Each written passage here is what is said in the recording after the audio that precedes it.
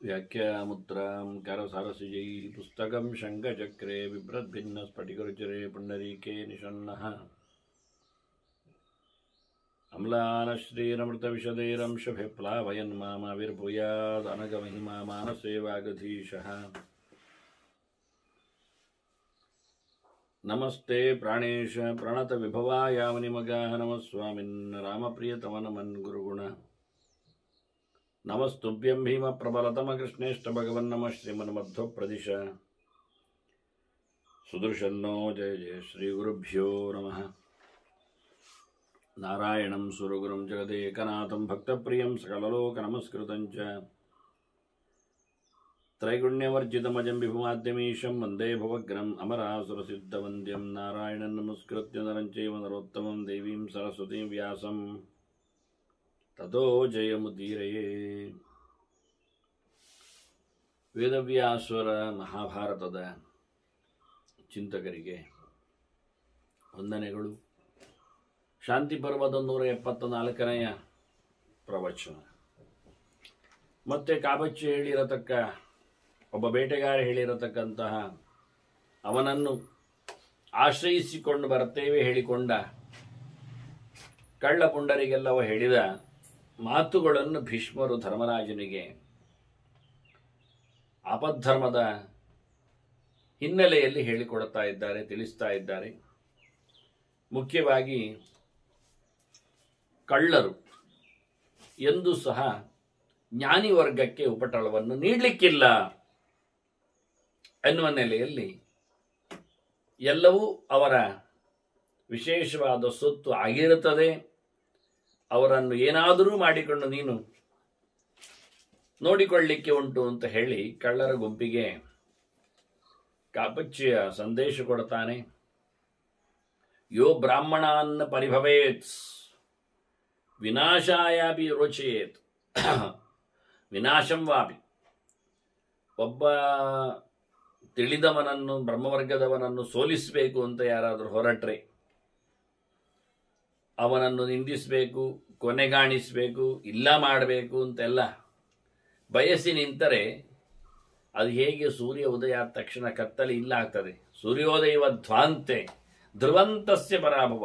ಖಂಡಿತವಾಗಿ ಅವನು ಸೋಲ್ತಾನೆ, ಸಾಯ್ತಾನೆ. ಸೋಲಬೇಕು ಅಂತ ಅವನ ಮೇಲೆ ಜಿದ್ದು ಕಟ್ಟಿದ್ರೆ ಇವನೇ ಸೋಲ್ತಾನೆ, ಸಾಯಿಸಬೇಕು ಅಂತ ಅವನನ್ನು ಹೊರಟ್ರೆ ಇವನೇ ಸಾಯ್ತಾನೆ. ಅದು ಎಷ್ಟು ನಿಖರವಾಗಿ, ಎಷ್ಟು ಸ್ಪಷ್ಟ ಕೇಳಿದರೆ ಸೂರ್ಯನ ಆಗಮನದಲ್ಲಿ ಕತ್ತಲೆಯ ನಿವೃತ್ತಿ ಎಷ್ಟು ಸ್ಪಷ್ಟವೋ ಅಷ್ಟೇ ಸ್ಪಷ್ಟ ಅನ್ನುವುದಾಗಿ ದೃಷ್ಟಾಂತ ಕೊಟ್ಟು ಕಾಪಚ್ಚಿ ಹೇಳಿದ್ದಾನೆ. ಜ್ಞಾನಿ ವರ್ಗಗಳ ಮೇಲೆ ಎಂದೂ ಸಹ ಸೇಡನ್ನಾಗಲಿ ತೊಂದರೆಯನ್ನಾಗಲಿ ನಡೆಸಬಾರದು, ವಿಗ್ರಹವನ್ನಾಗಲಿ. ಮತ್ತೆ ನಾವು ಹೇಗೆ ಬದುಕುವುದು ಕೇಳಿದರೆ ಇಹೈವ ಫಲಮಾಸೀನಃ, ಇಲ್ಲಿ ನಿಮ್ಮ ಸರಹದ್ದುಗಳಲ್ಲೇ ಇದ್ದುಕೊಂಡು ಬಂದವರಿಂದ ಪಡೀಲಿಕ್ಕೆ ಅಷ್ಟೇ. ಪ್ರತ್ಯಾಕಾಂಕ್ಷೇತ ಸರ್ವಶಃ. ಯಾರಾದರೂ ನಿಮಗೆ ಕೊಡುವುದಿಲ್ಲ ಹೇಳಿದರೆ ಅವರ ಬೆನ್ನ ಹಿಂದೆ ನಮ್ಮದು ಪಡೆ ಹೋಗ್ತದೆ. ಯೋಯೋ ನೋನ ಪ್ರದಾಸ್ಯಂತಿ ತಾನ್ ಸೇನಾ ಅಭಿಯಾಸ್ಯತೆ. ಅವರನ್ನು ಹಿಡಿಲಿಕ್ಕೆ ಮತ್ತು ಅವನು ಬಡೀಲಿಕ್ಕಿಲ್ಲ. ಹಾಗೆ ಶಿಷ್ಟ್ಯರ್ಥಂ ನಿಹಿತಃ ದಂಡ. ನಮ್ದೇನಿದ್ರು ಕೈಯಲ್ಲಿರತಕ್ಕಂತಹ ಕೊದಂಟಿಗಳು, ಕೋಲುಗಳು, ಕೊಡಲಿಗಳು ಇವೆಲ್ಲ ಯಾಕೆ ಕೇಳಿದರೆ ಅವರನ್ನು ಬೆದರಿಸಲಿಕ್ಕೆ, ಅವರನ್ನು ಬಡಿಲಿಕ್ಕೆ. ಹೌದು, ಆದರೆ ಸಾಯಿಸಲಿಕ್ಕೆಲ್ಲ. ನವದಾರ್ಥಂ ವಿಧೀಯತೆ. ಅವರನ್ನು ಸಾಯಿಸಬಾರ್ದು. ಹೇಗೆ ಹಿಂದೆಲ್ಲ ಪ್ರಾಣಿಗಳನ್ನೆಲ್ಲ ಸಂಹಾರ ಮಾಡಲಿಕ್ಕಿಲ್ಲ, ಕೆಲವು ಸಸ್ಯಗಳನ್ನೆಲ್ಲ ಉಳಿಸಿಕೊಳ್ಳಲಿಕ್ಕೆ ಉಂಟು, ಕ್ಷೇತ್ರಗಳಿಗೆ, ಗದ್ದೆಗಳಿಗೆ, ಕೃಷಿಗಳಿಗೆ ಉಪಟಳ ಕೊಡಲಿಕ್ಕಿಲ್ಲ, ಹೇಗೆ ಹೇಳಿದ್ದೋ ಹಾಗೆ ಜನರಿಗೆ ಸಂಹಾರ ಮಾಡಲಿಕ್ಕಿಲ್ಲ ಅವರನ್ನು. ಹೇಗೆ ಮತ್ತೆ ನಾಳೆ ತರಬೇಕಲ್ಲ ಅವರ ಸುತ್ತು. ಜನರು ಖಾಲಿಯಾಗಿ ಬಿಟ್ಟು ಮತ್ತೆ ಈ ದಾರಿಯಲ್ಲಿ ಹೋಗದೇ ಇದ್ರೆ, ಕಾಡು ದಾರಿಯಲ್ಲಿ, ಅದರಿಂದ ಬಂದು ಹೋಗುವವರ ಕೈಯಲ್ಲಿದ್ದದ್ದನ್ನು ತಗೊಳ್ಳಿಕ್ಕೆ ಉಂಟು, ಅವ್ರು ಕೊಡಬೇಕು. ಕೊಡದೆ ತಪ್ಪಿಸಿಕೊಂಡು ಹೋದರೆ ನಾವು ಅವರನ್ನು ಓಡಿಸಬೇಕು, ಬೆದರಿಸಬೇಕು, ಕೊಲ್ಬಾರ್ದು. ಇವ ಹೇಳ್ತಾನೆ, ನಮ್ದೆಲ್ಲ ಶಿಕ್ಷಣಕ್ಕೋಸ್ಕರ ನಮ್ದಷ್ಟೇ ಈ ದಂಡ ನೀತಿ ಇರುವುದು ಶಿಕ್ಷೆ ಕೊಡ್ಲಿಕ್ಕಲ್ಲ, ಶಿಕ್ಷಣಕ್ಕೆ. ಅವರದನ್ನು ಕಲಿಬೇಕು, ತಿಳ್ಕೊಳ್ಳಬೇಕು. ಈ ರೀತಿಯಾಗಿರಬೇಕು. ಏಚ ಶಿಷ್ಟಾನ್ ಪ್ರಭಾದಂತೆ ಧರ್ಮಸ್ತೇಷ ಮದಸ್ಮೃತ. ಯಾರು ಒಳ್ಳೆಯವರನ್ನೆಲ್ಲಿಯಾದರೂ ಬಡದಾಕಿದ್ರೆ, ಕೊಂದಾಕಿದ್ರೆ ಅವರನ್ನು ನಾವು ಕೊಲ್ಲಬೇಕು ಅಂತ ಅರ್ಥ. ಅದರಿಂದ ಸಜ್ಜನರಿಗೆ ಉಪಟಳ ಕೊಡುವುದು ಸರಿ ಇಲ್ಲ. ಅವರನ್ನು ಸಾಯಿಸಿದ್ರೆ ನಮ್ಮವರನ್ನು ಸಾಯಿಸ್ತಾರೆ, ನಾವು ಸಾಯಬೇಕು. ಅವರಿಗೆ ದಂಡನೇ ಅದುವೆ. ಅದನ್ನ ಒಳ್ಳೆಯವರನ್ನು ಎಂದೂ ಸಹ ತೊಂದರೆ ಮಾಡಲಿಕ್ಕೆ ಹೋಗಬೇಡಿ. ಮತ್ತು ಯಾರು ದೇಶದ್ರೋಹಿಗಳಿದ್ದಾರೆ, ಏಚ ರಾಷ್ಟ್ರೋಪರೋಧೇನ ವೃದ್ಧಿಂ ಕುರುವಂತಿ ಕೇಚನ, ದೇಶವನ್ನು ಕೊಳ್ಳೆ ಹೊಡೆದು ಸೂರೆಗೈದು ರಾಜ್ಯ ಸಂಪತ್ತನ್ನು, ರಾಷ್ಟ್ರ ಸಂಪತ್ತನ್ನು ತಮ್ಮದಾಗಿಸಿಕೊಂಡು ಯಾರು ಬೆಳೀಲಿಕ್ಕೆ ಹೋಗ್ತಾರೆ, ಅವರು ಅದನ್ನು ಉಪಯೋಗಿಸಿಕೊಳ್ಳುವಾಗಲೇ ಸಾಯ್ತಾರೆ ಅಂತಾನೆ ಕಾಪಚ್ಚ. ತಾನೇವಾನು ಮ್ರಿಯಂತೇರನ್, ಅವರು ಕೂಡಲೇ, ಯಾಕೆಂದರೆ ಅದನ್ನು ಉಪಯೋಗಿಸಿಕೊಳ್ಳುವಾಗಲೇ ದೇಶದ್ದು ಸೊತ್ತು ಅಂದ ತಕ್ಷಣ ಅದು ಸಾಮಾನ್ಯವಾಗಿ ಜನರದ್ದೇ. ಅದು ಕಂದಾಯದ ಮೂಲಕ, ತೆರಿಗೆಯ ಮೂಲಕ, ಇನ್ನೇನೋ ಮಾಧ್ಯಮದಲ್ಲಿ ಬಂದದ್ದರಿಂದ ಅದನ್ನು ಕಬಳಿಸಿದವ, ಅದನ್ನು ವಿನಿಯೋಗಿಸಿಕೊಂಡವ, ಮೋಸದಲ್ಲಿ ಅದನ್ನು ಲಪಟಾಯಿಸಿದವ, ಇನ್ಯಾವುದೋ ಬಗೆಯಿಂದ ಅದನ್ನು ತನ್ನದಾಗಿಸಿಕೊಳ್ಳುವವ ಖಂಡಿತವಾಗಿಯೂ ಅದನ್ನು ಉಪಯೋಗಿಸಿಕೊಳ್ಳುವಲ್ಲಿಯೇ ಅವನು ಸಾಯ್ತಾನೆ. ಅದಕ್ಕೊಂದು ಚಂದವಾದ ದೃಷ್ಟಾಂತ ಹೇಳ್ತಾನೆ, ಕುಣಪಂ ಕ್ರಿಮಯೋಯತ ಅಂತ. ಹೆಣದ ಮೇಲೆ ಕ್ರಿಮಿಗಳು ಕೂತ ಹಾಗೆ ಅಂತ. ಹೆಣವನ್ನು ಕಿತ್ತು ತಿನ್ನಲಿಕ್ಕೋಸ್ಕರ ಕ್ರಿಮಿಗಳು ಬಂದಿವೆ. ಕ್ರಿಮಿಗಳು ಬೇಕಾದರೆ ಹೆಣವನ್ನು ತಿನ್ನಬೇಕು ಅಂತಲ್ಲಿ ಬಂದರೆ ತಿಂತ ಅದರೊಳಗೆ ಹಾಳಾಗಿ ಸಾಯ್ತವೆ ಕ್ರಿಮಿ. ಯಾಕೆಂದರೆ ಹೆಣ ಕೊಳಿತದೆ, ಕೊಳೆಯುವ ಜೊತೆಯಲ್ಲಿ ಇನ್ನಷ್ಟು ಕ್ರಿಮಿಗಳು ಉತ್ಪತ್ತಿ ಆಗ್ತದೆ. ತಿನ್ನಲು ಬಂದ ಕ್ರಿಮಿಗಳನ್ನಲ್ಲಿದ್ದ ಕ್ರಿಮಿಗಳು ತಿಂತಾವೆ, ಅವುಗಳನ್ನು ಮತ್ತಷ್ಟು ಕ್ರಿಮಿಗಳು ನುಂಗ್ತಾವೆ. ಈಗ ಒಂದು ಹೆಣ ಸುಮಾರು ದಿನದಲ್ಲಿ ಬಿದ್ದುಕೊಂಡಿದ್ರೆ ಖಂಡಾಬಟ್ಟೆ ವಿಚಿತ್ರವಾದ ಕ್ರಿಮಿಗಳೆಲ್ಲ ಅದರೊಳಗೆ ಇರ್ತವೆ. ಹಾರುಗಳು, ಎದ್ದವುಗಳು ಎಲ್ಲ ಇರ್ತವೆ.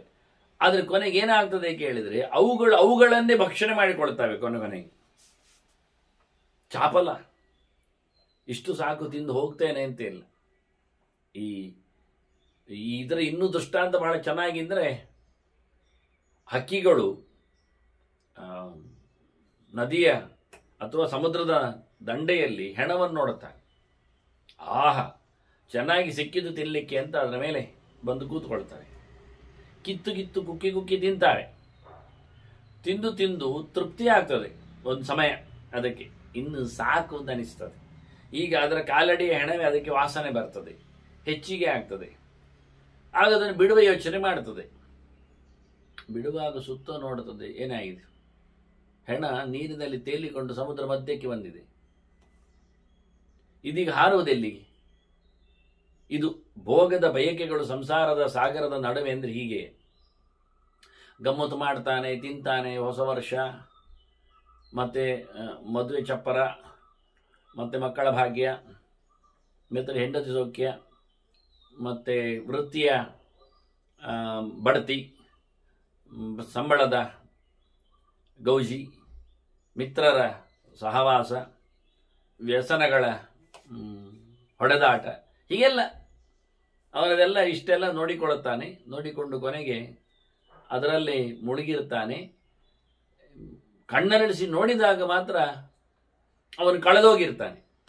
ಒಂದು ವ್ಯಸನಗಳಿಗೆ ದಾಸನಾಗಿರ್ತಾನೆ, ಒಂದು ಮಿತ್ರರು ಬೋಳಿಸಿರ್ತಾರೆ, ಒಂದು ಮಕ್ಕಳು ನುಂಗಿ ಹಾಕಿರ್ತಾರೆ, ಅಥವಾ ವೃತ್ತಿಯು ಅವನನ್ನು ಕೆಲವೊಮ್ಮೆ ಹಿಡಿಸಿ ಹಾಕಿಬಿಡತ್ತೆ.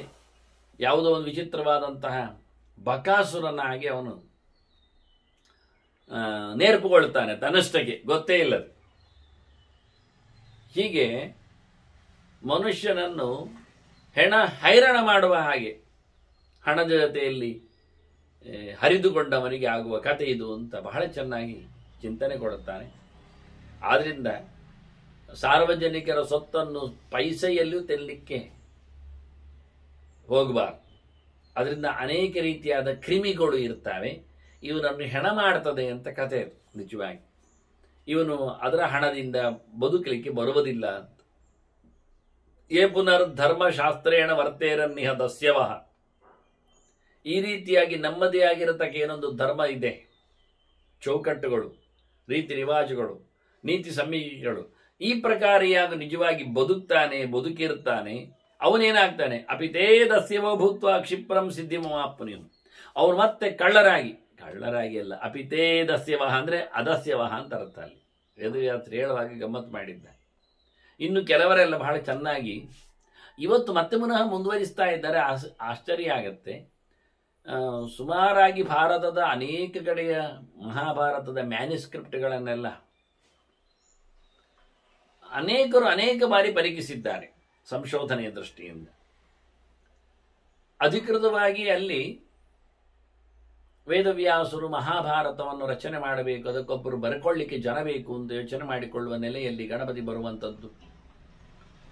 ಮತ್ತವನ ಬರವಣಿಗೆ ಹೇಳಿಕೊಡುವಾಗ ಅವನದ್ದೊಂದು ಕರಾರು. ಮತ್ತೆ ನಾನು ಲೇಖನಿಯನ್ನು ನಿಲ್ಲಿಸಿದರೆ ಮತ್ತೆ ಬರುವುದಿಲ್ಲ, ಹಾಗೆ ನೀವು ಹೇಳ್ತಾ ಹೋಗ್ಬೇಕು.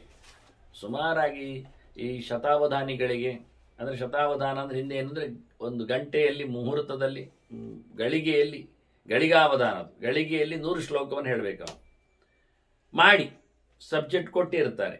ಅದಕ್ಕೆ ಅನುಗುಣವಾಗಿ ಅವನು ವಿವಿಧ ವೃತ್ತಗಳಲ್ಲಿ ಆ ವಿಷಯವನ್ನು ಬಹಳ ಚೆನ್ನಾಗಿ, ಕೆಲವೊಮ್ಮೆ ಮನಸ್ಸು ಕೊಡುವವರ ವಿಷಯ ಕೊಡುವವರ ಮನಸ್ಸು ಕೆಲವೊಮ್ಮೆ ಧಾರಾಳ ಆಗಿರುವುದಿಲ್ಲ, ಬಹಳ ಅಲ್ಪರಿ ಇರ್ತಾರೆ. ಅವರು ಕಲಿತದ್ದೇ ಆಗಿರ್ಬೋದು, ಅಥವಾ ಅವರ ಯೋಗ್ಯತೆಯೂ ಆಗಿಯೋ, ಅಥವಾ ಇವನನ್ನು ಪರೀಕ್ಷೆ ಮಾಡಲು ಮಾಡಿದ್ದು.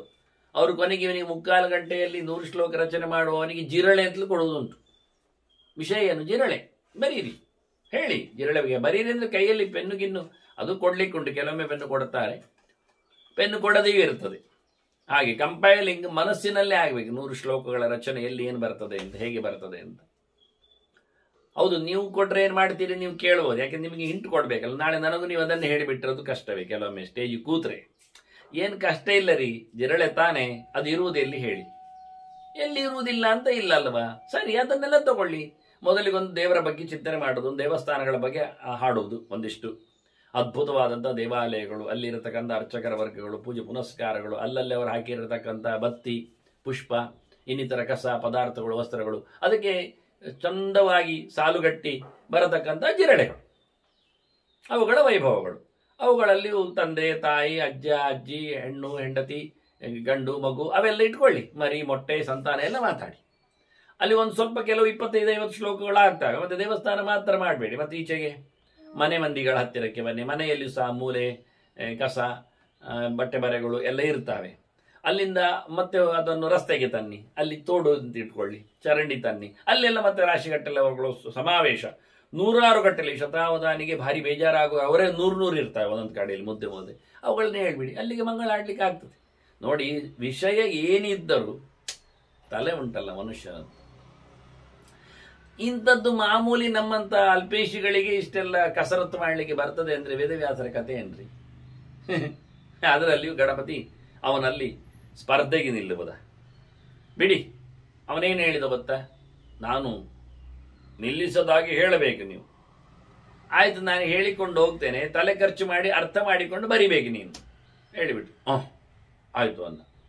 ಇವರು ಅದಕ್ಕೋಸ್ಕರ ಕೆಲವೆಲ್ಲ ಕ್ಲಿಷ್ಟವಾದ, ಜಿಗುಟಾದ, ಕೆಲವೆಲ್ಲ ಆಲಂಕಾರಿಕವಾದ ಶಬ್ದಗಳ ಭಂಡಾರಗಳಿಂದ ಅವನನ್ನು ಮಧ್ಯೆಯಲ್ಲಿ ಮೊಟಕುಗೊಳಿಸಿದ್ರು, ಸ್ಪೀಡ್ ಬ್ರೇಕ್ ಹಾಕಿದ್ರು. ಅಷ್ಟೊತ್ತಿನಲ್ಲಿ ಅವರು ಮುಂದಿನ ಚರಿತೆಗಳ ಬಗ್ಗೆ ಕಂಪೈಲ್ ಮಾಡಿಕೊಂಡ್ರು ಅಂತ ಆ ಹೊತ್ತಿಗೆ ಅಂತ ಹೀಗೆಲ್ಲ ಹೇಳಿಕೊಂಡು ತಿರುಗ್ತಾರೆ. ಇದು ಸಂಗತಿ ಏನು ಗಮ್ಮತ್ತುಂಟು, ಇರ್ಲಿ ಬಿಡ್ಲಿ ಹೇಳುವ ಅಂದ್ರೆ ವಿಷಯ ಏನು ಕೇಳಿದ್ರೆ, ಭಾರತದ ಬಗ್ಗೆ ಒಂದು ಸೊಲ್ಲಿದೆ. ಏನು ಗೊತ್ತಾ? ಬ್ರಹ್ಮಾಪಿ ತನ್ನ ಜಾನಾತಿ ಹೇಳಿಕೊಂಡು, ಚತುರ್ಮುಖ ಬ್ರಹ್ಮನಿಗೂ ಭಾರತ ಗೊತ್ತಾಗುವುದಿಲ್ಲ ಪೂರಾ ಅಂತ ಇದೆ. ಹಾಗಾದ್ರೆ ಗಣಪತಿಗೆ ಗೊತ್ತಾಗಿ ಬರದ ಅಂದ ತಕ್ಷಣ ಇವರದ್ದೇನೊಂದು ಸ್ಪರ್ಧೆ ಇದೆ, ತಿಳಿದು ಮುಂದೆ ಬರಿಬೇಕು ಅಂತ. ಹಾಗ ಒಂದು ತಿಳ್ಕೊಂಡ ಅಂತ ಆಯ್ತಲ್ಲ. ನಾರಾಯಣಂ ಸುರುಗುರುಂ ಶ್ಲೋಕವನ್ನೇ, ಮಂಗಳ ಶ್ಲೋಕವನ್ನೇ ಪೂರ ತಿಳ್ಕೊಳ್ಳಿಕ್ಕೆ ಆಗುವುದಿಲ್ಲ. ಯಾಕೆಂದ್ರೆ ನಾರಾಯಣಂ ಅಂತ ಬಂದ್ಬಿಟ್ಟಿದೆ, ನಾರಾಯಣ ಶಬ್ದಕ್ಕೆ ಅರ್ಥವೇ ಮುಗಿಯುವುದಿಲ್ಲ ಅಲ್ಲಪ್ಪ. ಚೂರು ತಿಳ್ಕೊಂಡ್ರೆ ಸಾಕು. ನಾರಾಯಣ ಶಬ್ದಕ್ಕೆ ನರರ ಸಮುದಾಯಕ್ಕೆ ಅವನ ಆಶ್ರಯ ಅಂತ ತಿಳ್ಕೊಂಡು ಮುಂದುವರಿದ ಹೇಳುವ ಅಂದ್ರೆ, ಈಶತ್ ಸರ್ವೋಭಿಜಾನತೆ ಅಂತ ಭಾರತದ ಬಗ್ಗೆ ಮತ್ತೊಂದು ಮಾತುಂಟು. ಚೂರು ತಿಳಿದು ಎಲ್ಲರೂ ತಿಳ್ಕೊಂಡಿದ್ದಾನೆ. ಬ್ರಹ್ಮನಿಗೂ ಗೊತ್ತಿಲ್ಲ, ಜೀವೋತ್ತಮನಿಗೂ ಈ ಚೂರು ಎಲ್ಲ ಜೀವರಿಗೂ ಗೊತ್ತುಂಟು, ಭಾರತವ ಗೊತ್ತುಂಟು. ಆಗ ನಾರಾಯಣ ಅಂತ ಅರ್ಥ. ತ್ರೈಗುಣ್ಯ ವರ್ಜಿತ, ತ್ರೈಗುಣ್ಯ 3 ಗುಣ ಇಲ್ಲ ಅಂತ ಅರ್ಥ. ಇಂಥ ಸಾಮಾನ್ಯ ಅರ್ಥ ಎಲ್ಲರಿಗೂ ಅದಕ್ಕೆ ಗಣಪತಿ ಬೇಕಾ? ಅದಕ್ಕೆ ವೇದವ್ಯಾಸರು ಹೇಳಬೇಕು, ಗಣಪತಿರು ಅರ್ಥ ಮಾಡಿಕೊಂಡು ಬರಿಬೇಕು ಅಂತ. ಸಾಮಾನ್ಯ ಅರ್ಥ ಆಗ್ತದೆ ಅಂತ ಆದರೆ ಯಾವನಿಗೂ ಆಗ್ತದೆ. ಶ್ಲೋಕಕ್ಕೆ ಶ್ಲೋಕ, ಶಬ್ದಕ್ಕೆ ಶಬ್ದ, ಅಕ್ಷರಕ್ಕೆ ಅಕ್ಷರ ಅರ್ಥ ಆಗ್ತಾ ಹೋಗ್ತದೆ, ಅದು ವಿಷಯ ಅಲ್ಲ. ಚೂರು ಗೊತ್ತಿದ್ರೆ ಸಾಕು. ಆದರೆ ಅದು ಎಲ್ಲರಿಗೂ ಗೊತ್ತು. ಭಾರತ ಪ್ರವಚನ ಮಾಡುವ ಎಲ್ಲರೂ ಅದನ್ನು ಕೇಳಿಕೊಂಡ ನೋಡಿಕೊಂಡ. ಅದು ಕನ್ನಡ ಅನುವಾದ ಮಾಡಿದವರು ಏನೇನೋದು ಮಾಡಿ ಹಾಕಿದ್ದಾರೆ, ನಡೀತದೆ. ಅಷ್ಟೇ ಗಣಪತಿ ಯೋಗ್ಯತೆ. ಅದಕ್ಕೋಸ್ಕರ ವೇದವ್ಯಾಸರು ಕೇಳಬೇಕು ಅವನ ಹತ್ರ. ಆದ್ದರಿಂದ ಗಣಪತಿಯ ಬಗ್ಗೆಯೂ ಒಂದು ವಿಚಿತ್ರ ಆಗ್ತದೆ ಇಲ್ಲಿ ಪ್ರಕ್ರಿಯೆ. ವೇದವ್ಯಾಸರ ಕಂಪೈಲಿಂಗ್ ಬಗ್ಗೆಯೂ ಅವರಿಗೇನು ಭಾರತ ಒಂದೇ 1,00,000 ಶ್ಲೋಕದ ಭಾರತ ಅಂತ ಇಟ್ಟುಕೊಂಡ್ರು ಒಂದೊಮ್ಮೆ. ಅವರು 4,00,000 ಪುರಾಣ ಮಾಡಲಿಲ್ವ? ಅದಕ್ಕೆ ಇಲ್ಲಿ ತಕರಾರುಗಳು, ಗಲಾಟೆಗಳು, ಬರವಣಿಗೆ ಎಲ್ಲ ಉಂಟ. ಅವರಿಷ್ಟು ಮಾತ್ರ ಏನು, ಇನ್ನೆಷ್ಟೋ ಮಾಡಿದವರು, ಇನ್ನೆಷ್ಟೋ ಉಪದೇಶವನ್ನು ಕೊಟ್ಟವರು. ಹಾಗಾಗಿ ಎಲ್ಲ ಮ್ಯಾನುಸ್ಕ್ರಿಪ್ಟ್ಗಳಲ್ಲಿ ಇಲ್ಲದ ಕೆಲವು ಕಥೆಗಳಿವು. ಆದರೆ ಜನರು ಇವತ್ತು ಅದರ ಬಗ್ಗೆ ಹೇಳಿಕೊಂಡು ತಿರುಗ್ತಾರೆ. ಯಾಕೆಂದ್ರೆ ಯಾರು ಮೂಲದ ಸಂಶೋಧನೆಗೆ ಕೈ ಹಾಕಲಿಲ್ಲ, ಅವರು ಕರ್ಣಾಕರ್ಣಿಯಾಗಿ ಬಂದದ್ದನ್ನೇ ಹೇಳಿಕೊಂಡು ಹೋಗುದು. ಹಾಳುಗಳನ್ನೇ ಬಿತ್ತರಿಸ್ತಾರೆ. ಬೇಕಾದಷ್ಟು ಹಾಡುಗಳಲ್ಲಿಯೂ ಅಂಥದ್ದನ್ನು ಬಿತ್ತರಿಸಿದ್ದು ಉಂಟು. ಈ ರೋಮ ರೋಮಕ್ಕೆ ಕೋಟಿ ಅಂದ ಹಾಗೆ ಇಂಥ ಅನೇಕ ವಿಚಿತ್ರವಾದದ್ದು ಯಾರ್ಯಾರದ್ದು ಏನೇನೋ ಕೊಡುಗೆಗಳನ್ನೆಲ್ಲ ಆತ್ಮಸಾತ್ ಮಾಡಿಕೊಂಡವರಿದ್ದಾರೆ. ಅದರಂತೆ ಇಲ್ಲಿ ಒಂದು ಶಬ್ದ ಇವನು ಹೇಳುವಂಥದ್ದು, ಇದು ಹೀಗೂ ಅರ್ಥ ಇದೆ. ಅರ್ಥ ಮಾಡಿಕೊಂಡಾಗ ಅವನೇನು ಹೇಳ್ತಾನೆ, ಏ ಪುನಃ ಧರ್ಮಶಾಸ್ತ್ರೇಣ ವರ್ತೇರನ್ನಿಹ ದಸ್ಯವ. ನಾವು ಕಳ್ಳರು, ಬೇಟೆಗಾರರು, ದರೋಡೆಕೋರರು ಧರ್ಮ ಪ್ರಕಾರ ಇದ್ದು ಬಿಟ್ರೆ ನಮಗೊಂದು ಧರ್ಮ ಇತ್ತು, ಚೌಕಟ್ಟಿತ್ತು. ಕೊಲ್ಲಿಕ್ಕಿಲ್ಲ ಎನ್ನುವ ರೀತಿಯಲ್ಲಿ, ಹೆಣ್ಣು ಕಥೆಯನ್ನೇ ಮುಟ್ಟುವಾಗಿಲ್ಲ ಹೇಳುವ ಬಗೆಯಲ್ಲಿ, ಪ್ರಾಣಿಗಳಲ್ಲಿರಲಿ, ಮರಮಟ್ಟುಗಳಲ್ಲಿರಲಿ, ಹೀಗೆಲ್ಲ ಬ್ರಹ್ಮ ವರ್ಗಗಳಿಗೆ ಎಂದೂ ಪೀಡೆ ಮಾಡಲಿಕ್ಕಿಲ್ಲ, ಅವರನ್ನು ರಕ್ಷಣೆ ಮಾಡಬೇಕು, ದನಕ್ಕೋಸ್ಕರ ನಾವು ಹೋರಾಡಿ ರಕ್ಷಣೆ ಕೊಡಬೇಕು. ಹೀಗೆಲ್ಲ ಇದೊಂದು ಬಹಳ ಚಂದವಾದ ಕೆಲವು ವಿಷಯಗಳು. ಇದು ನಮ್ಮಲ್ಲಿ ಒಂದು ರೀತಿಯಾದ ಸಂವಿಧಾನ, ಸಂಹಿತೆ ಅಂತ ಹೇಳಿಕೊಂಡಾಗ ಈ ರೀತಿಯಾಗಿ ಕಳ್ಳ ಬದುಕಿದವ, ಧಾರ್ಮಿಕ ಕಳ್ಳ ಇವ, ಒಳ್ಳೆ ಯೋಗ್ಯನಾಗಿದ್ದಾನೆ, ಅವರವರ ಕ್ಷೇತ್ರದಲ್ಲಿ ಅವರವರ ಧರ್ಮವನ್ನು ಉಳಿಸಿಕೊಂಡವ, ಅವನು ಅಪಿತೇ ದಸ್ಯಬಹುಭೂತ್ವ ಕ್ಷಿಪ್ರಂ ಸಿದ್ಧಿ ಮಹಾಪನಿಯು, ಅವರು ಮತ್ತೆ ಕಳ್ಳರಾಗಿ ಸಿದ್ಧಿಯನ್ನು ಪಡಿತಾರೆ ಅಂತ ಹೇಳಿಕೊಳ್ಳಿಕ್ಕೆ ಬರ್ತದೆ ಹೀಗೆ. ಆದರೆ ಇಲ್ಲಿ ವ್ಯಾಸರ ಅಭಿಪ್ರಾಯ ಅಪಿತೇ ದಸ್ಯವಹ ಅನ್ನುವಲ್ಲಿ ಅಲ್ಲುಂಟು ಅಂತ. ಅಂದ್ರೆ ಅಪಿತೇ ಅದಸ್ಯವೋ ಭೂತ್ವ ಅಂತ. ಅವರು ಮತ್ತೆ ಕಳ್ಳರು ಆಗಿದ್ದವರು ಜನ್ಮಾಂತರದಲ್ಲಿ ಕಳ್ಳ ಕಾಕರಾದಿಗೆ ಸಜ್ಜನರಾಗಿಕೊಂಡು ಮಗದೊಂದು ಜನ್ಮದಲ್ಲಿ ಅವರು ಒಳ್ಳೆಯವರಾಗಿ ಸಿದ್ಧಿಯನ್ನು ಪಡಿತಾರೆ. ಇದನ್ನು ಕೃಷ್ಣನು ಅರ್ಜುನನಿಗೆ ಹೇಳುವಾಗೆ ಕೆಲವು ಮಾತನ್ನು ಹೇಳುತ್ತಾನೆ. ಶ್ರೀಮತಾಂಗೇಹೆ ಶುಚೀನಾಂ ಶ್ರೀಮತಾಂಗೇಹೆ ಯೋಗ ಭ್ರಷ್ಟೋ ವಿಜಾಯತೆ ಅಂತ ಹೇಳಿಕೊಂಡು, ಒಂದೊಮ್ಮೆ ಸಾಧನೆ ಮಾಡಿದವ ಇಲ್ಲಿ ಪೂರ ಗುರಿಯನ್ನು ಮುಟ್ಟಲಾಗದಿದ್ದರೆ ಏನು ಕತೆ ಅಂತ ಅರ್ಜುನ ಕೇಳಿದಾಗ, ನಹಿ ಕಲ್ಯಾಣ ಕೃತ್ಕಚ್ಚಿ ದುರ್ಗದಿಂ ತಾತ ಗಚ್ಚತೆ ಎಂದು ಕೃಷ್ಣ ಹೇಳುತ್ತಾನೆ. ಇಲ್ಲಿ ಒಳ್ಳೆದು ಮಾಡಿದವನಿಗೆ ಹಾಳಂತೂ ಆಗುವುದಿಲ್ಲ. ಅರ್ಧದಲ್ಲಿ ಕೈ ತಪ್ಪಿದರೆ ಒಳ್ಳೆ ಮನೆತನದಲ್ಲಿ ಹುಟ್ಟಿ ಮುಂದುವರಿಸ್ತಾನೆ ಅಂದ ಕೃಷ್ಣ. ಅಲ್ಲಿ ಮತ್ತೆ ಪುನಃ ಅವನಿಗೆ ಈ ಮಾರ್ಗದ ಮೇಲೆ ಅಭಿರುಚಿ ಹುಡುತ್ತದೆ, ಅಚಾನಕವಾಗಿ ಮುಂದೆ ಹೋಗ್ತದೆ, ಕಂಟಿನ್ಯೂಟಿ ಉಂಟು. ಅಯ್ಯೋ ನನಗಿನ್ನು ಚೂರೇ ವರ್ಷ ಇರೋದು, ಏನೂ ಆಗಲಿಲ್ಲ, ಇಷ್ಟು ದಪ್ಪ ಇದೆ ಪುಸ್ತಕಗಳು ಸಾವಿರವೇ ಹೇಳಿಕೊಂಡು ಮುಟ್ಟದೇ ಇದ್ರೆ ಅದು ಮರೋ ಜನ್ಮಕ್ಕೂ ಹಾಗೆ ಆಗುದು. ಬರೋ ಜನ್ಮದಲ್ಲಿ ಬಂದಾಗಲೂ ರಾಶಿ ಇರ್ತದೆ, ಅಯ್ಯೋ ಹೇಳಿಕೊಂಡು ಮುಟ್ಟದೇ ಇರ್ತಾನೆ. ಒಂದನ್ನಾದ್ರೂ ಮಡಿಸು, ಮುಟ್ಟು, ನೋಡು, ತಿಳಿ, ಕೇಳು, ಆಗ ಮುಗಿಯುವುದಿಲ್ಲ. ಸರಿ, ಮುಂದುವರಿಸುವ. ಜನ್ಮ ಇನ್ನು ಕೊಟ್ಟಿದ್ದಾನೆ, ಏನು ಮಾಡುದು? ಇನ್ನೊಂದು ಜನ್ಮದಲ್ಲಿ ಬಂದು ಮಾಡುವುದಾದ್ರೆ ಏನು ಕೇಳಿ, ತಿನ್ನುವುದು, ತಿರುಗುವುದು, ಮಲಗುವುದು, ಇಷ್ಟೇ ಧರ್ಮ ದೇವರು ಇಷ್ಟೇ ನಮ್ಮ ಧರ್ಮ ದೇಹ ಅಂದರೆ ಅದು ಪ್ರಾಣಿಗಳಿಗೂ ಅದಕ್ಕಿಂತ ಗಮ್ಮತ್ತುಂಟು. ಯಾಕೆ ನಮಗೆ ಆದರೆ ಇಂಥ ಕಡೆಯಲ್ಲೇ ಮಲಗಬೇಕು ಉಂಟು. ಸೀದೋಗಿ ಖುಷಿಯಾಯ್ತು ಹೇಳಿ ರಸ್ತೆಯಲ್ಲಿ ಮಲಗಿದ್ರೆ ಹಾರ್ನ್ ಹೊಡಿತಾನೆ, ಪರ್ರ ಅಂತ ಹೇಳಿಕೊಂಡು. ಆಗುದಿಲ್ಲ. ಪ್ರಾಣಿಗಳಾಗಲ್ಲ ನೋಡಿ, ಗಮ್ಮತ್ತಲ್ಲಿ ಅಲ್ಲಿ ಹೋಗಿ ಮಲಗ್ತವೆ. ನಾವು ಹಾರ್ನ್ ನೋಡಿದ್ರು ಮೆಲ್ಲ ಹೇಳ್ತದೆ, ಏನು ಬಂದಿಯಾ, ಬೋ ಮಗನೇ ಅಂತ ಹೇಳಿಕೊಂಡು ಮತ್ತೆ ಅಲ್ಲಿ ಹೋಗಿ ಪುನಃ ಮಲಗ್ತದೆ ಹೋದ ತಕ್ಷಣ. ಏನಿಲ್ಲ. ಆದ್ದರಿಂದ ಮರಮಟ್ಟುಗಳಿಗೆ, ಪ್ರಾಣಿ ಪ್ರಪಂಚಕ್ಕೆ, ಕ್ರಿಮಿಕೀಟಗಳಿಗೆ, ಹಕ್ಕಿಹರಣಗಳಿಗೆಲ್ಲ ಈ ಬದಲಾವಣೆ ಭಾರಿ ಖುಷಿ. ಅದರಿಂದ ಪ್ರಯೋಜನ ಇಲ್ಲ. ಇವರು ಹೇಳ್ತಾರೆ, ನೀನು ಮುಂದಕ್ಕೆ ಒಳ್ಳೆಯವನಾಗ್ತೀಯ, ದಸ್ಯು ಅಲ್ಲದ ದೇಹ ಅದಸ್ಯವ ಹೇಳಲಿಕ್ಕೆ ಏನು ಕಾರಣ ಕೇಳಿದರೆ, ದಸ್ಯುಯಾಗಿ ಬರೋದಿಲ್ಲ, ಲೂಟಿಗಾರನಾಗಿ ನಿಲ್ಲುವುದಿಲ್ಲ.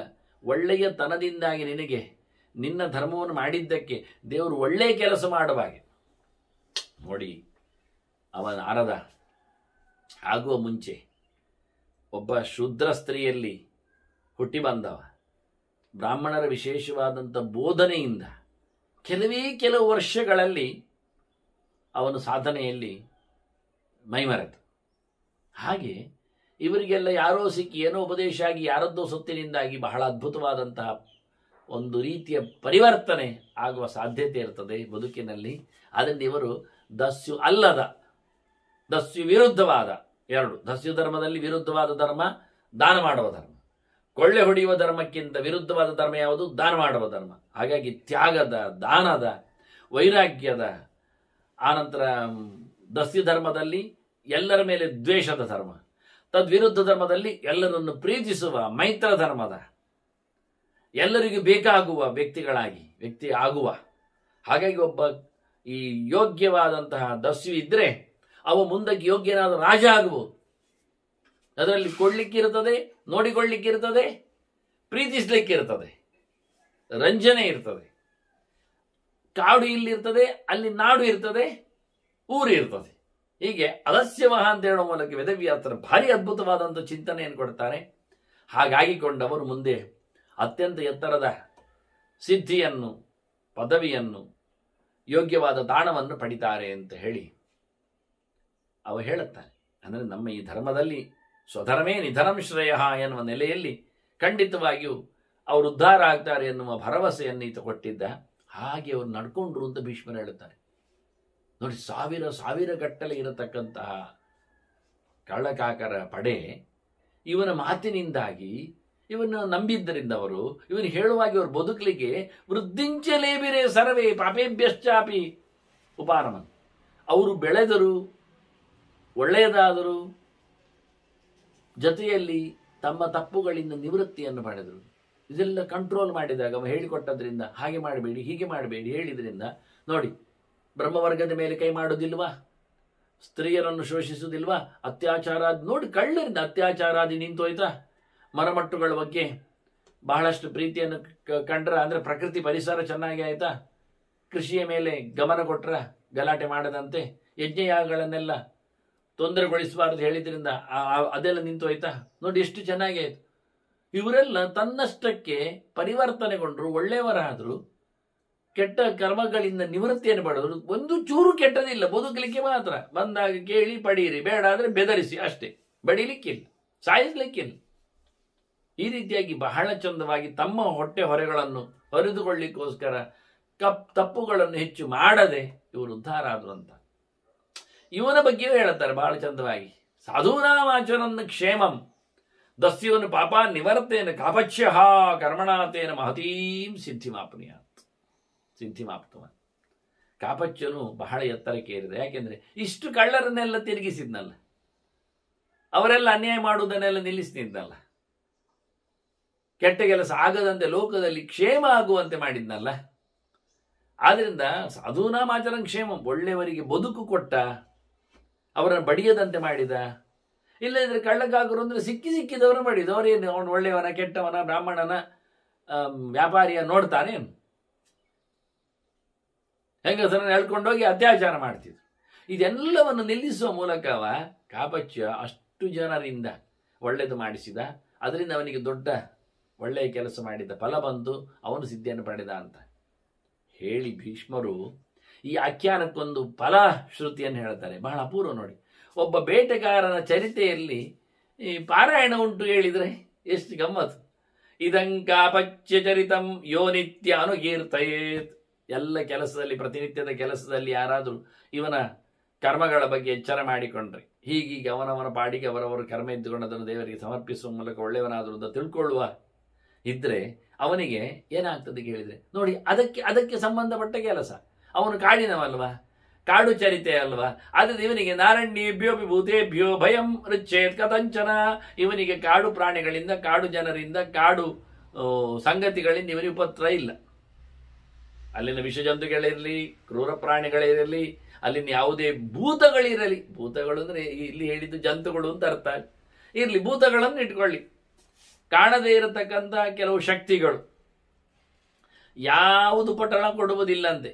ಕಾಡು ಸಹಜವಾಗಿ ನೋಡಲಿಕ್ಕೆ ಕತ್ತಲೆ, ಅದರಲ್ಲಿಯೂ ಕ್ರೂರ ಮೃಗಗಳ, ಕ್ರಿಮಿಕೀಟಗಳ, ವಿಷ ಜಂತುಗಳ, ಹಾವು ಅರಣ್ಯಗಳ ಜೊತೆಯಲ್ಲಿ ಇಂತಹ ಅತೀಂದ್ರಿಯ ಕೆಲವು ಶಕ್ತಿಗಳ, ಹೋದ ಅಂದರೆ ಪ್ರೇತಾತ್ಮಗಳ, ಬೇಕಾದರೆ ಇಟ್ಟುಕೊಳ್ಳುವ ಗತಿಸಿದ ಆತ್ಮಗಳ ಎಲ್ಲ ಕೊಂಪೆ ಅದು.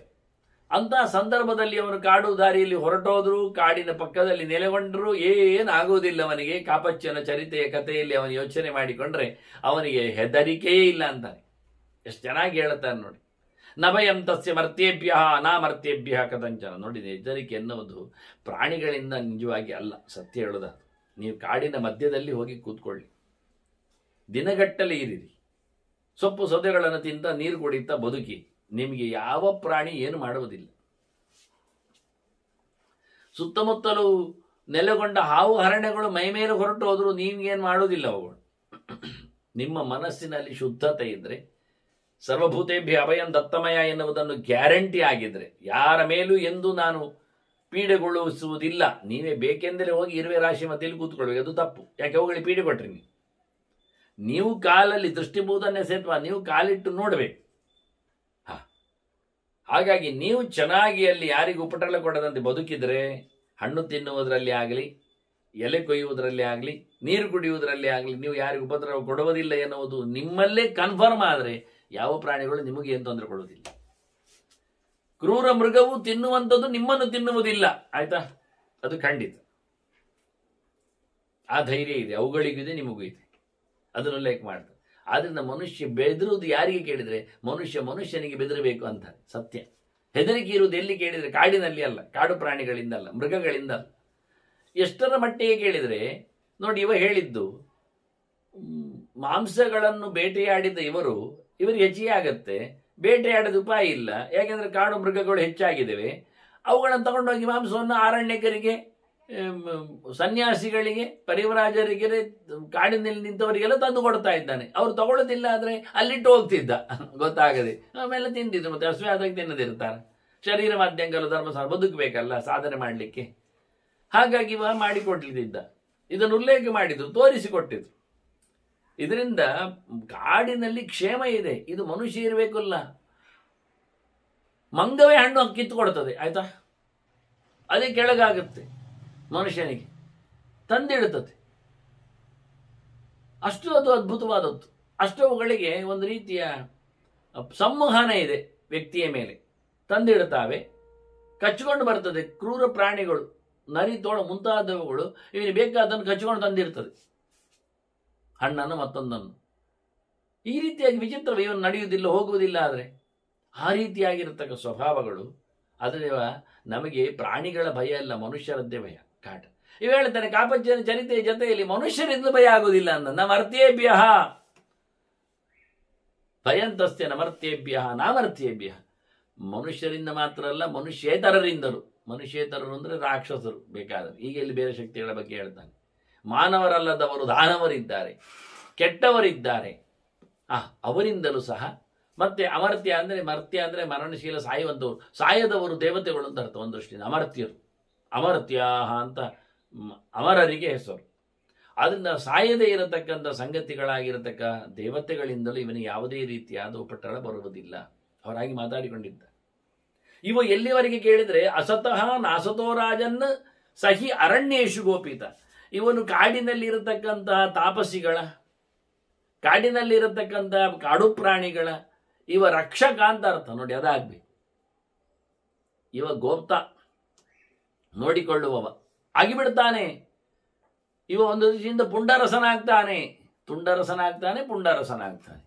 ಕಾಡಿನಲ್ಲಿರತಕ್ಕಂಥ ನೆಲೆಬೀಡುಗಳಿಗೆಲ್ಲ, ನೆಲೆಯನ್ನು ಕಾಡಿದೆ, ಕಾಡುಬೀಡುಗಳು, ಅವರಿಗೆಲ್ಲ ಇವನು ನಿಜವಾಗಿ ಅರಸನಾಗಿ, ದೊರೆಯಂತೆ ವಿಶೇಷವಾಗಿ ರಕ್ಷಕನಾಗ್ತಾನೆ ಅನ್ನೋದಾಗಿ ಭೀಷ್ಮರು ಕಾಪಚ ಚರಿತೆಯ ಚಿಂತನೆಯನ್ನು ಕೊಟ್ಟು, ಮುಂದೆ ಹಿರಿಯರೆಲ್ಲ ಹಾಡಿಕೊಂಡು ಬಂದಿರತಕ್ಕ ಬ್ರಹ್ಮಗೀತೆಯನ್ನು ಹೇಳ್ತಾರೆ. ಯಾವುದರ ಬಗ್ಗೆ? ದುಡ್ಡಿನ ಬಗ್ಗೆ, ಕೋಶದ ಬಗ್ಗೆ, ಸಂಪತ್ತಿನ ಬಗ್ಗೆ ಬ್ರಹ್ಮದೇವರು ಆಡಿದ ಮಾತುಗಳು, ಹಿಂದಿನ ಪರಂಪರೆಯಲ್ಲಿ ಬಂದ ನುಡಿಗಳು. ನದರಂ ಯಜ್ಞಶೀಲಾನಾಂ ಹಾರ್ಯಂ. ಯಾರು ಯಜ್ಞವನ್ನು ಮಾಡುತ್ತಾರೆ, ಪೂಜೆ ಪುನಸ್ಕಾರ ನಡೆಸ್ತಾರೆ, ಧರ್ಮ ಕರ್ಮಗಳನ್ನು ಇಡುತ್ತಾರೆ, ಏನೆಲ್ಲ ಯಜ್ಞ ಅಂತ ಮುಂದೆ ಹೇಳುತ್ತಾರೆ. ಹಾಗಾಗಿ ಧರ್ಮಕ್ಕೆ ವಿನಿಯೋಗಿಸತಕ್ಕಂತಹ ಸಂಪತ್ತುಳ್ಳವರ ಸಂಪತ್ತನ್ನು ಎಗರಿಸಲಿಕ್ಕೆ ಹೋಗಬಾರದು. ಅದರಂತೆ ದೇವಸ್ವಮೇವ ಚ ಹಾರ್ಯಂ ನಹಾರ್ಯಂ. ದೇವರ ದುಡ್ಡನ್ನು ಕದಿಲಿಕ್ಕಿಲ್ಲ. ಕಾಣಿಕೆ ಡಬ್ಬಿ ಹೊಡೆಯುವುದು, ಸೇವೆಗೆ ಬಂದ ದುಡ್ಡನ್ನು ಎಗರಿಸುವುದು. ರಶೀದ್ ನಾನು ನೋಡಿದ್ದೇನೆ ಕೆಲವೊಮ್ಮೆ. ಅವರು ರಶೀದಿಗೆ ಬರೀ ದುಡ್ಡು ಬರೆಯುವ ರಶೀದಿಯನ್ನು ನಾವು ಪಡಿಲಿಕ್ಕೆ ಹೋಗಬಾರದು. ಪ್ರಿಂಟೆಡ್ ರಶೀದ್ ಪಡೆದ್ರೆ ಒಳ್ಳೇದು. ಅದು ಹತ್ತದ್ದೇ ಇರಲೇಬೇಕು, ಅದು 100 ತಗೊಳ್ಳಿ ಪರವಾಗಿಲ್ಲ. 1000 ರೂಪಾಯಿ ಕೊಡುವಾಗ 10 ರಶೀದಿ ಮಾತ್ರ ಇರೋದು, ಪ್ರಿಂಟೆಡ್ ಅದೇ ಒಳ್ಳೇದು. ಕಾಣಿಕೆ 10 ಕಾಣಿಕೆ ಕೊಟ್ಟಿದೆ ಬರ್ದಿದೆ, ಅದು ಪ್ರಿಂಟಲ್ಲೇ ಬರ್ದಿದೆ. 1000 ಒಂದು ಪುಸ್ತಕವನ್ನೇ ತಗೊಂಡು ಹೋಗ್ಬೋದು ನಾವು ಕೊಡೋದಾದ್ರೆ 100. ಇವೇನು ಮಾಡಿದ್ದಾನೆ ಅಂದರೆ, ಅವ 100 ರೂಪಾಯಿ ಕೊಟ್ಟರೆ 1000 ರೂಪಾಯಿ ಕೊಟ್ಟರೆ ಅವನು ಹೇಳ್ತಾನೇನು ಗೊತ್ತೋ, ಅದು 1001 ಇರಲಿ ಅಂತ ಹೇಳುವಾಗ ನಾವು 1 ರೂಪಾಯಿಗೋಸ್ಕರ ಆಚೆ ಈಚೆ ತಡಗಾಡುತ್ತೇವೆ. ಬೇಡ ನಾನು ಹಾಕ್ತೇನೆ ಅಂತ ಸುಮ್ಮನೆ ಹೇಳ್ತಾನವ. ಅಲ್ಲಿಗೆ ಅವನು ಬರೆಯುವಾಗ 1001 ಬರೀತಾನೆ. 1 ಬರೆದು 2 0 ಆಗಿ ಮತ್ತೆ 1 ಹಾಕಿ ಅಡ್ಡಗೆರೆ ಹಾಕ್ತಾನೆ. ಅಲ್ಲಿ 1001 ಎನ್ನುವುದು ಮುಗಿದೋಯ್ತು ಅಂತ ಅಡ್ಡಕ್ಕೆ ಗೆರೆ ಹಾಕ್ತಾನೆ. ನಮಗೆ ಭಾರಿ ಖುಷಿ ಆಗ್ತದೆ. ನಮಗೆ ರಶೀದಿ ಕೈಯಲ್ಲಿ ಕೊಟ್ಟು ಬಿಡ್ತಾನೆ. ಆದರೆ ಅವನ ಡುಪ್ಲಿಕೇಟ್ ಅಲ್ಲೇ ಇರ್ತದೆ ಅಡಿಯಲ್ಲಿ. ಅದರಲ್ಲಿ ಹಾಗೆ ಬರೆದಿರ್ತದೆ 1001 ಅಂತ. 1 ಬರೆದು 2 0 ಹಾಕಿ ಮತ್ತೆ 1 ಹಾಕಿ ಅಡ್ಡಗೆರೆ ಹಾಕಿರ್ತದೆ. ನಾವು ಹೋದ ಬಳಿಕ ಅವ ನೀಲಿ ಕಾಗದದ ಮೇಲೆ, ಕಾರ್ಬನ್ ಶೀಟಿನ ಮೇಲೆ ಚೆನ್ನಾಗಿ ಆ 1 ಬರೆದದ್ದನ್ನು ಉದ್ದ ಮಾಡಿ ಬಿಡ್ತಾನೆ. ಈಗೇನಾಯ್ತು, 100 ಆದ ನಂತರ ಒಂದು ಅಡ್ಡಗೆರೆ, ಒಂದು ಉದ್ದಗೆರೆ ಮತ್ತೆ ಅಡ್ಡಗೆರೆ ಆಗ್ತದೆ. ಅಂದರೆ ಇದು 100 ರೂಪಾಯಿಂದ ಬರೆಯುವ ಕ್ರಮ. ಕೆಲವರು ಬರೆಯುವಾಗ ಹೀಗೆ ಬರೀತಾನೆ. ನಾವು ಕೊಟ್ಟದ್ದು 1001 ಅಂತ ಹೇಳಿ ಅವನು 100 ತೋರಿಸ್ತಾನೆ. ಅದನ್ನು ಆ ಕೊನೆಯ 1 ಅವನು ಬರೆದದೇನು ಕೈಯಿಂದ ಹಾಕಿದ್ದಾನೆ ಅದು 1 ಮಾಡುವುದಿಲ್ಲ, ಅದನ್ನು ಅಡ್ಡಗೆರೆ ಮಾಡ್ತಾನೆ. ಅದು ಬರೆಯುವಾಗಲೇ ಒಂದೊಂದು ಸ್ವಲ್ಪ ಸ್ಲೈಟ್ ಬರೆದಿರ್ತಾನೆ, ಸ್ಲ್ಯಾಂಟ್ ಆಗಿ. ಕೊನೆಗೆ ಅದನ್ನು ಸ್ಲ್ಯಾಂಟ್ ಅಲ್ಲಿ ಎಳೆದು ಅಡ್ಡಾಗ್ತದೆ, ಬಾರಿನಾಗಿ ತಾಡ್ತದೆ. ಅವನು ಹಾಕಿದ 1 ಸಂಖ್ಯೆ ಅದು ಬಾರ್ನಾಗಿರ್ತದೆ. ಅಲ್ಲಿ ಮುಂದಕ್ಕೆ ಅಡ್ಡಗೆರೆ ಹಾಕಿದ್ದು ಹಾಗೆ ಇರ್ತದೆ. ಈಗ ನಮಗೆ ಸಿಕ್ಕಿದ್ದು ಅವನ ಲೆಕ್ಕಾಚಾರದಲ್ಲಿ 100, ನಮ್ಮ ಲೆಕ್ಕದಲ್ಲಿ 1001. ನಮ್ಮ ರಶೀದಿ ಯಾರು ನೋಡ್ತಾನೆ? ಮತ್ತೆ ಅವನದು ಕೌಂಟರ್ ಫೈಲಲ್ಲಿ ದೇವಸ್ಥಾನಕ್ಕೆ ಕಟ್ಟುದವ. ಅದು 900 ಕೊಳ್ಳೆ ಹೊಡೆದ 1 ರೂಪಾಯಿಯಿಂದಾಗಿ. ನೀವು ಗಮನಿಸಿ, ನಿಮ್ಮಲ್ಲಿ ಆಗಿರ್ಬೋದು ಬೇಕಾದಷ್ಟು ಕಡೆ. ನಾನು ಇದನ್ನು ತುಂಬ ಅನುಭವಿಸಿಕೊಂಡಿದ್ದೆ. ಮತ್ತೆ ಕೆಲವರು ಸಂಖ್ಯೆಯಲ್ಲಿ ಬರೀಲಿಕ್ಕೆ ಹೇಳ್ತಾರೆ, ಅದಕ್ಕೋಸ್ಕರ ಅವು ಪುರುಸೋತಿಲ್ಲ ಅಂತ ಅದನ್ನು ದಾಟಿಸೋದು. ಅಲ್ಲಿ ಸಂಖ್ಯೆಯಲ್ಲಿ ಬರಲಿಕ್ಕೆ ಇರ್ತದೆ 1001 ಅಂತ ಅವನು ಅಕ್ಷರದಲ್ಲಿ ಬರೀಲಿಕ್ಕೆ ಉಂಟು. ಅದನ್ನು ಮತ್ತೆ ಬರ್ಕೊಳ್ಳುತ್ತೇನೆ ಅಂತ ನಮ್ಮ ಎದುರು ಹೇಳೋದಿಲ್ಲ. ನಾವು ಅದನ್ನು ಆಯ್ತು ಅಂತ ಒಪ್ಪಿಕೊಳ್ಳುತ್ತೇನೆ. ಅಡ್ರೆಸ್ ಅನ್ನು ನಮ್ಮದು ಪೂರಿ ಬರೀಲಿಕ್ಕೆ ಬಿಡುವುದಿಲ್ಲ. ಅವ ಮತ್ತೆ ಬರ್ಕೊಳ್ತೇನೆ ಅಂತಾನೆ. ಕೌಂಟರ್ ಫೈಲಲ್ಲಿ ಬರೀತೇನೆ, ಬೇರೆ ಕಡೆಯಲ್ಲಿ ಇಟ್ಕೊಳ್ತೇನೆ ಅಡ್ರೆಸ್, ಇಲ್ಲಿ ಜಾಗ ಇಲ್ಲ ಅಂತಾನೆ. ಯಾಕೆ ಅಂದರೆ ನೀವು ಅವರೆಲ್ಲಿಯಾದರೂ ನಮ್ಮನ್ನು ಕಾಂಟ್ಯಾಕ್ಟ್ ಮಾಡಿದರೆ ಪೂರ್ಣ ಅಡ್ರೆಸ್ ಅಲ್ಲಿದ್ದರೆ ಇದು ಯಾರು ಗೊತ್ತಾಗೋದಿಲ್ಲ. ಐತಪ್ಪ ಸತ್ತಪ್ಪ ಹೋತಪ್ಪ ಅಷ್ಟೇ, ಅದರ ಆಚೆ ಏನು ಗೊತ್ತೇ ಆಗೋದಿಲ್ಲ ಅವನಿಗೆ. ಹೀಗೆಲ್ಲ ಬಹಳಷ್ಟು ಉಪಾಯ ಮಾಡ್ತಾರೆ. ಇದನ್ನು ಹೇಳ್ತಾರೆ ದೇವಸ್ವ. ದೇವರ ದುಡ್ಡು ತಿನ್ನುವುದೇ ಕೇಳಿದ ಹೀಗೆ. ಇನ್ನು ನಿತ್ಯ ಸಮಾರಾಧನೆಗೆ ಸರ್ಕಾರ ಖರ್ಚು ಕೊಡ್ತದೆ ಅನೇಕ ದೇವಸ್ಥಾನಗಳಿಗೆ, ವ್ಯವಸ್ಥೆ ಉಂಟು ಅದಕ್ಕೆ. ಅದು ಒಂದಿಷ್ಟು ಅಂತ ಏನು ಕಮ್ಮಿ ಇರಲೇಬೇಕು, ಅದೊಂದು 5,000 ಇಟ್ಕೊಳ್ಳಿ ಪ್ರತಿನಿತ್ಯಕ್ಕೆ ಅಂತ. ಆದರೆ 30ಕ್ಕೆ ಗುಣಿಸಿದಾಗ ಸುಮಾರು ಆಗ್ತದೆ, 1 ಲಕ್ಷ ಆಗ್ತದೆ ಕೆಲವು. ಇಲ್ಲಿ ದೇವಸ್ಥಾನಗಳಲ್ಲಿ ಪಬ್ಲಿಕ್ ಸಮಾರಾಧನೆಗಳು ಆಗ್ತವೆ. ಅವ್ರು ಯಾರದ್ದೋ ಸಂಧಿಶಾಂತಿಯೋ ಯಾರದ್ದೋ ಇನ್ನೇನೋ ಕರ್ಮಾಂಗಗಳು ಆಗ್ತಾ ಇರ್ತವೆ. ಆಗ ಊಟ ಉಪಚಾರಗಳೆಲ್ಲ ಅವರಲ್ಲಿ ಹೋಗ್ತದೆ. ಇಂಥದ್ದು ತಿಂಗಳಲ್ಲಿ ಒಂದು 8-10 ಇರ್ತದೆ ಸಾಮಾನ್ಯ ಹೆಸರುವಾಸಿಯಾದ ದೇವಸ್ಥಾನಗಳಲ್ಲಿ. 8-10 ದುಡ್ಡನ್ನು ಮೈನಸ್ ಮಾಡಬೇಕು ಸರ್ಕಾರದ ಪ್ರಕಾರ. ನಿತ್ಯ ಸಮಾರಾಧನೆಯಲ್ಲಿ ಅವರದ್ದಿವರದ್ದೆಲ್ಲ ಸೇವೆ ಬಂದದ್ದು ಸಮಾರಾಧನೆಗಳಿಗೆ ಕಟ್ಟಾಗಿದೆ. ಇದು ಯಾರು ಕಟ್ಟು ಮಾಡುವುದೇ ಇಲ್ಲ. ಅದನ್ನು ಹಾಗೆ ಬಗ್ಗಿಸಿ ಹೊಡಿತಾರೆ, ಇದನ್ನೀಗೆ ನುಂಗಿಸಿ ಬಿಡ್ತಾರೆ. ಕೊನೆಗೆ ಹೇಳಿದರೆ ಅದು ಬೇರೆ ಲೆಕ್ಕದಲ್ಲಿ ಉಂಟು, ಇವರ ಲೆಕ್ಕಾಚಾರದಲ್ಲಿ 10 ಜನರಿಗೆ ಹೇಳಿದ್ದವರು ನಮ್ಮ ಸ್ಟಾಫನ್ನೆಲ್ಲ ಸೇರಿಸಿಕೊಳ್ಳಿಲ್ಲ, ಅದಕ್ಕೆ ನಮ್ದು ಬೇರೆ ಮಾಡಿದ್ದೇವೆ ಎಂದು ಸುಳ್ಳು ಹೇಳ್ತಾರೆ. ನಿಜವಾಗಿ ಅವರು 10 ಅಲ್ಲ, ಅದು 500 ಜನರೇ ಆಗ್ತಾರೆ ಊಟ. ಕೆಲವೊಮ್ಮೆ ಅವರು 500ರಲ್ಲಿ ಸ್ಟಾಫ್ ಒಂದು 5-10 ಜಾಸ್ತಿ ಆಗ್ತದ. ಮತ್ತೆ ಸಮಾರಾಧನೆ ಕೊಡುವಾಗ ಹೇಳ್ತಾರೆ ಅವರು ಪಾರ್ಟಿ ಹತ್ರ, ಮಠದ ಸಿಬ್ಬಂದಿ ದೇವಸ್ಥಾನದ ಪರಿಚಾರಕರು 25 ಜನ ಇದ್ದಾರೆ ಅಂತವರಿಗೆ. ಅವನದ್ದು 25 ಇರ್ತದೆ, ಇವರು 25 ಸೇರಿಸಿ ಅಡುಗೆ ಮಾಡಿಕೊಂಡು ಬೋಳಿಸುವುದು. ಅವರನ್ನು ನಿತ್ಯ ಖರ್ಚು ಬೇರೆ ತೆಗಿತಾರೆ, ಪಾರ್ಟಿಯಿಂದ ಬೇರೆ ಬಗಿಸ್ತಾರೆ, ಲೆಕ್ಕಾಚಾರದಲ್ಲಿ ಮತ್ತೆ 0 ಹೆಚ್ಚು ಕಡಿಮೆ ಮಾಡಿ ತಿಂತಾರೆ. ಇದು ದೇವಸ್ವಾಪಹಾರದ ಲೆಕ್ಕ.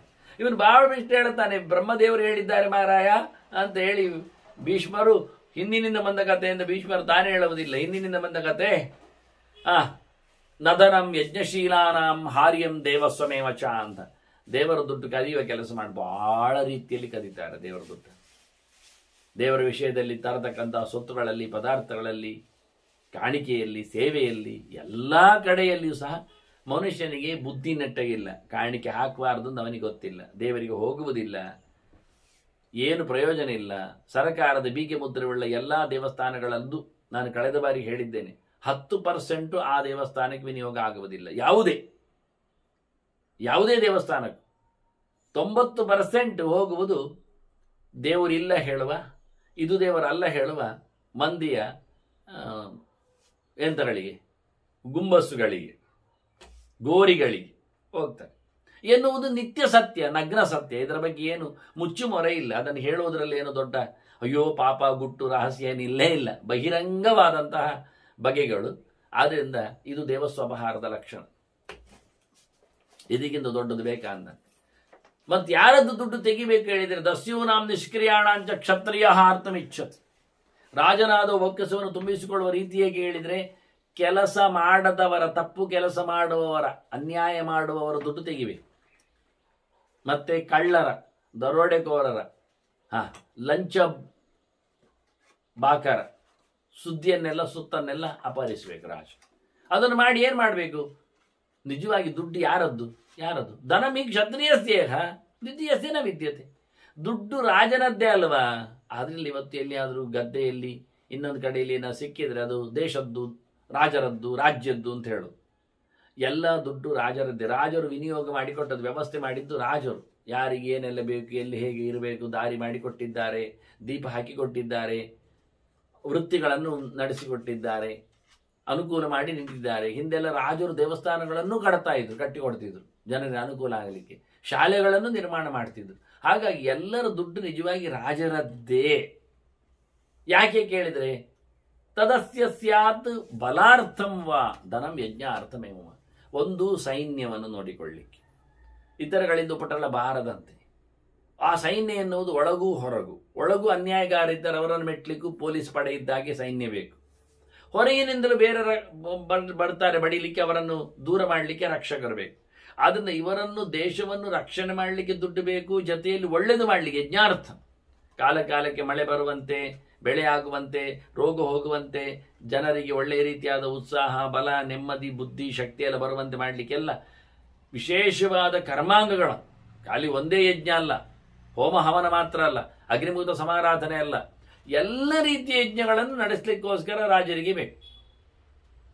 ನಾವು ಬೆಳೆ ಬಂದಾಗ, ಪೈರು ಕೊಯ್ದಾಗ ಬೇಡದಿದ್ದದನ್ನಲ್ಲೇ ಬಿಟ್ಟು ಒಳ್ಳೆಯದನ್ನು ಮಾತ್ರ ತರೋದಿಲ್ವ? ತಿನ್ನಬಾರದನ್ನು ಕತ್ತರಿಸಿ ಎಸೆದು ತಿನ್ನಬೇಕಾದ್ದನ್ನು ಮಾತ್ರ ನಾವು ಪಡಿತೇವೆ, ತಿಂತೇವೆ. ಎಲ್ಲ ಕಡೆ ಆಗಿ ಅಭೋಜ್ಯ ಔಷಧಿ ಚಿತ್ವ ಭೋಜ್ಯ ಏವ ಪಚಂತ್ಯತ. ತಿನ್ನುವಂಥದ್ದನ್ನು ಮಾತ್ರ ಬೇಯಿಸ್ತಾರೆ ಹೊರತು ಬೇಡದಿದ್ದದ್ದನ್ನೆಲ್ಲ ಒಟ್ಟು ಸೇರಿಕೊಂಡು ಹಾಕುವುದಿಲ್ಲ. ಮತ್ತೆ ತಿನ್ನುವಾಗ ಅದು ಸರಿ ಮಾಡುವುದಲ್ಲ. ಒಂದಿಷ್ಟು ಪೈರನೆ ತಂದಾಗಿ ಬೇಯಿಸಿ ಕೊನೆಗೆ ಆನಂತರ ಸುಲಿದು ಮೆಲ್ಲಕ್ಕೆ ಅನ್ನ ಮಾಡಿ ತಿನ್ನುವುದಿಲ್ಲ. ಅದನ್ನು ಆಯ್ತಲ್ಲ, ಹೊಟ್ಟೆ ಎಲ್ಲ ತಂದು ಹಾಕಿ ಒಮ್ಮೆ ಮತ್ತೆ ತಿನ್ನುವ, ತೆಗೆದು ಸಿಪ್ಪೆ ತೆಗೆದು ಅಂದರೆ ಆಗಲ್ಲ. ಸಿಪ್ಪೆ ತೆಗೆದು ಅಕ್ಕಿ ಮಾಡಿಕೊಂಡು ಅದನ್ನು ಮಾತ್ರ ಬೇಯಿಸಿ ಉಳಿದದ್ದನ್ನೆಲ್ಲ ಬಿಸಾಡ್ತಾರೆ. ಹಾಗೆ ರಾಜನಾದವ ಕೆಟ್ಟವರ ಸೊತ್ತುಗಳನ್ನೆಲ್ಲ ಕಬಳಿಸಿಕೊಂಡು ಅದನ್ನು ತಾನು ಉಪಯೋಗಿಸಿಕೊಂಡು ಒಳ್ಳೆಯದನ್ನು ಮಾತ್ರ ಹಾಗೆ ಬಿಟ್ಟು ಅದನ್ನು ಉಪಯೋಗಿಸಿಕೊಳ್ಳದೆ ಬಡಿಯದೆ ಜನರಿಗೆ ಒಳ್ಳೆಯದನ್ನು ಕೊಡಬೇಕು. ಯಾರು ಯೋವೈ ನದೇವಾನ್ ನಪಿತೃನ್ ನಮರ್ತ್ಯಾನ್ ಹವಿಷಾರ್ಚತಿ. ನೋಡಿ, ಯಜ್ಞಗಳ ಬಗ್ಗೆ ಹೇಳುವಾಗ 3 ಮುಖದಲ್ಲಿ ಇಲ್ಲಿ ಹೇಳ್ತಾನೆ. ಒಂದು ದೇವಯಜ್ಞ, ಒಂದು ಪಿತೃಯಜ್ಞ, ಒಂದು ಮನುಷ್ಯ ಯಜ್ಞ.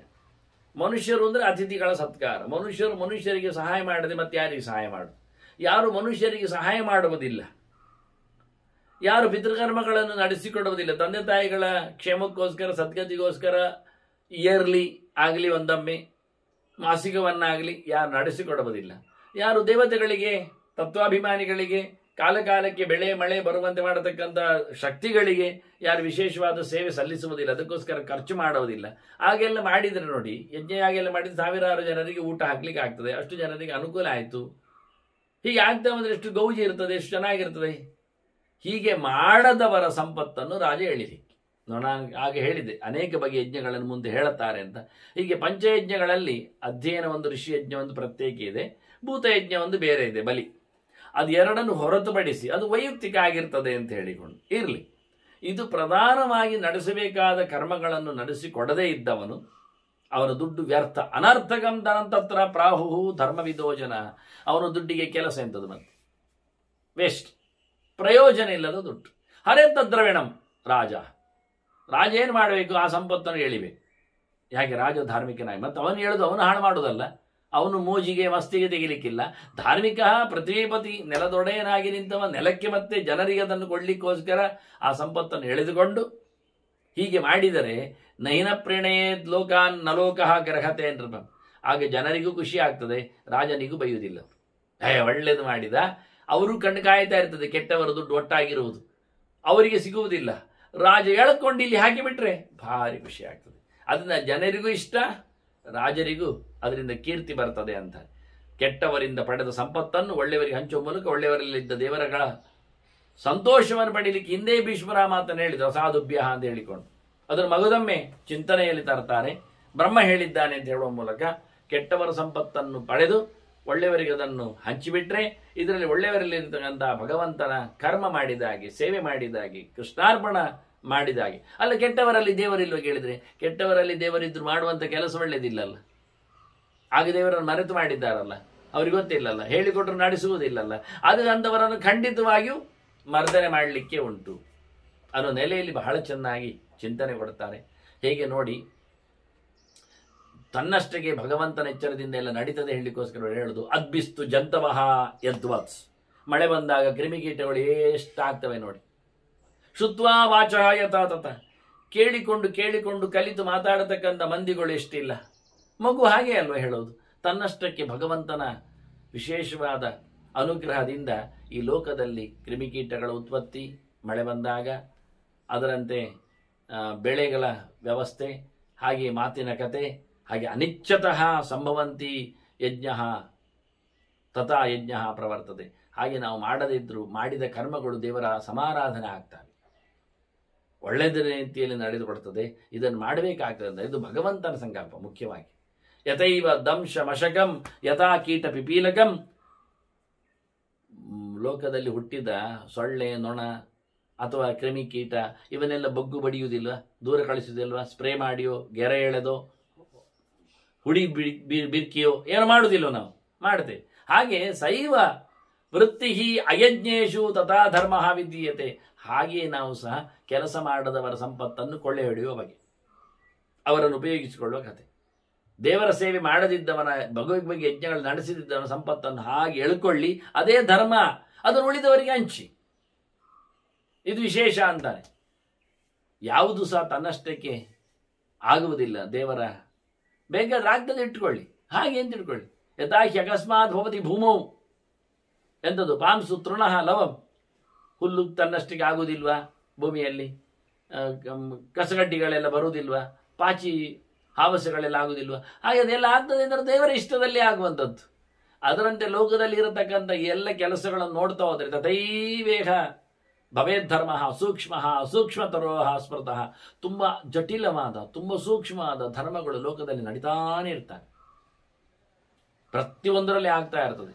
ಹಾಗೆ ಬಹಳ ಚೆನ್ನಾಗಿ ಸೂಕ್ಷ್ಮವಾದ ಧರ್ಮವನ್ನು ಪರಿಗಿಸಿಕೊಂಡು ಮನುಷ್ಯ ಬಹಳ ಚೆನ್ನಾಗಿ ದೇವರ ಒಲುಮೆಯಲ್ಲಿ ಬದುಕಬೇಕು, ದೇವರ ಸಂಕಲ್ಪದಲ್ಲಿ ಇರಬೇಕು. ದೇವರಿಗಾಗಿ ಪ್ರಜೆಗಳ ಮನಸ್ಸಿನಲ್ಲಿ, ಪ್ರಜೆಗಳ ಒಳಗೆ ಭಗವಂತನ ಅಸ್ತಿತ್ವ ಇರಲಾಗಿ ಅವರ ಪ್ರೀತಿಯನ್ನು ಸಂಪಾದನೆ ಮಾಡಲಿಕ್ಕೋಸ್ಕರ ಈ ರೀತಿಯಾದಂತಹ ರಾಜನ ಸಂಪತ್ತಿನ ಕಥೆ ಇರಬೇಕು ಅಂತ ಕೋಶದ ಬಗ್ಗೆ ಬಹಳ ಚಿಂತನೆಗಳನ್ನು ಭೀಷ್ಮರು ಕೊಟ್ಟಿದ್ದಾರೆ.